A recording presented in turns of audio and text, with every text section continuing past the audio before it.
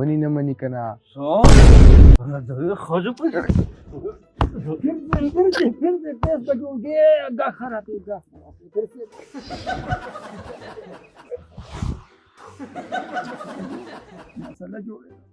جاهل انسانه پردو ښځو ته ګوري.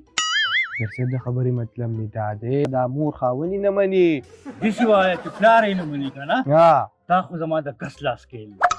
داسې چل به وکړې که نه چې زه به تاله یو تعویض درکړم او یو سپینه چرګه به وګورې.